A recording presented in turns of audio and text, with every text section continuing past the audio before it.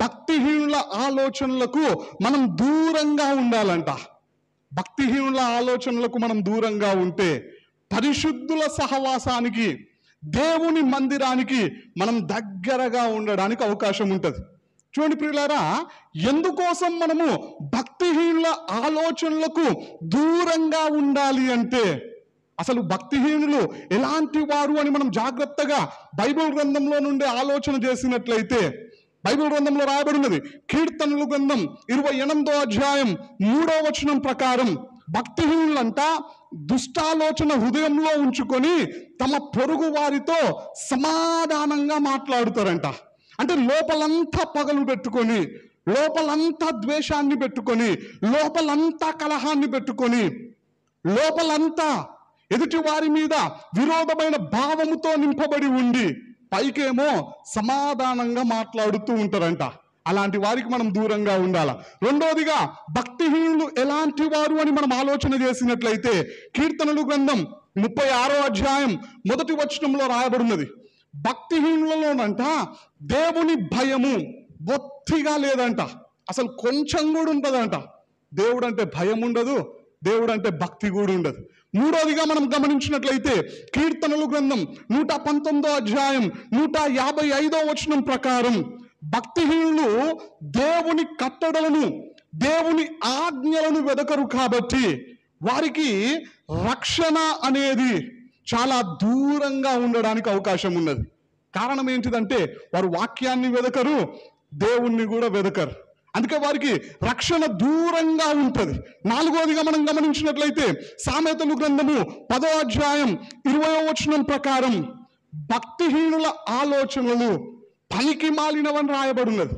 అది ఎంత మాత్రం ప్రయోజనకరమైనవి కావంట. వారు పనికి మాలిన ఆలోచనలు చెప్పడానికి అవసరమైతే నిన్ను కూడా దేవుని నుండి దూరం చేయడానికి అవకాశం ఉంటుంది. అందుకే వారి ఆలోచనలకు మనం దూరంగా ఉండాలా. ఐదోదిగా మనం గమనించినట్లయితే సామెతలు గ్రంథము 10వ అధ్యాయము 32వ వచనం ప్రకారం, భక్తిహీనుల నోట మూర్ఖపు మాటలు వస్తాయంట. వారెప్పుడు కూడా మంచి మాటలు మాట్లాడడానికి అవకాశం ఉండదు. మూర్ఖపు మాటలే, మూర్ఖంగా తర్కించడానికి అవకాశం ఉంటుంది. ఆరోదిగా మనం గమనించినట్లయితే సామెతలు గ్రంథము 11వ అధ్యాయం 23వ వచనం ప్రకారం, భక్తిహీనుల యొక్క ఆశ అహంకారముతో నిండుకొని ఉంటుందంట. వారెప్పుడూ కూడా అహంకారంతో నింపబడి ఉండడానికి అవకాశం ఉంటుంది. ఏడోదిగా మనం గమనించినట్లయితే సామెతలు గ్రంథము 12వ అధ్యాయము 5వ వచనం ప్రకారం, భక్తిహీనుల యొక్క ఆలోచనలు మోసకరమైనవని రాయబడినది. వారు ఎల్లప్పుడూ మనల్ని మోసం చెయ్యాలి అని చెప్పేసి, దేవునికి దూరం చెయ్యాలి అని చెప్పేసి, లేదా మనల్ని నష్టానికి గురి చేయాలి అని చెప్పేసి ప్రయత్నం చేస్తూ ఉంటారు.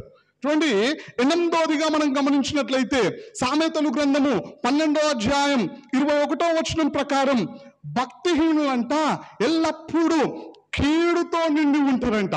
వారి హృదయం అంతా కూడా కీడుతోనే నింపబడి ఉంటది. అంటే వారు మనకు కీడు చేయడానికి అవకాశం ఉంటుంది. ఎప్పుడు కూడా వారు మేలు చేసేవారుగా ఉండరు. 9వదిగా మనం గమనించినట్లయితే యోబు గ్రంథము 21వ అధ్యాయము 7వ వచనం నుండి 16వ వచనం వరకు మనం ధ్యానించినట్లయితే, భక్తిహీనులు దేవుడు లేడని చెబుతారు, దేవుడు మాకు వద్దు, అవసరం లేదని చెప్పడానికి కూడా అవకాశం ఉన్నదంట.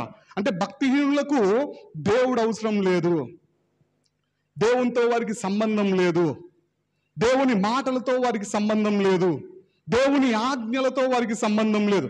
భక్తిహీనులు ఈ విధమైనటువంటి భయంకరమైనటువంటి హృదయముతో, లేదా దేవునికి దూరంగా, దేవుడు అంటే భయం లేకుండా, భక్తి లేకుండా, దేవుడే వద్దని చెబుతూ జీవిస్తూ ఉన్నారు. కాబట్టి భక్తుని ద్వారా దేవుడు మనకు తెలియపరుస్తూ ఉన్నాడు.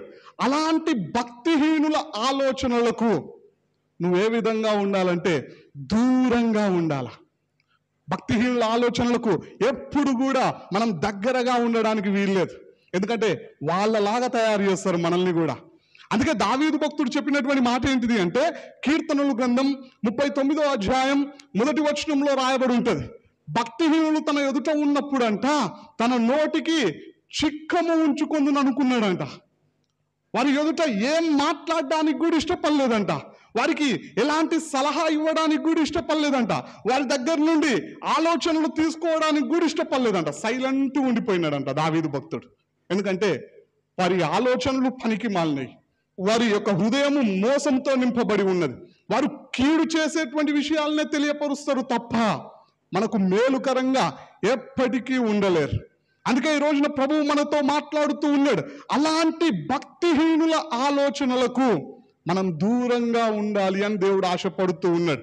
మరి రోజున భక్తిహీనుల ఆలోచనలకు మనం దూరంగా ఉంటూ ఉన్నామా, లేదంటే దగ్గరగా ఉంటూ ఉన్నామా? ఒకసారి మన జీవితాన్ని మనం పరీక్షించుకుందామండి.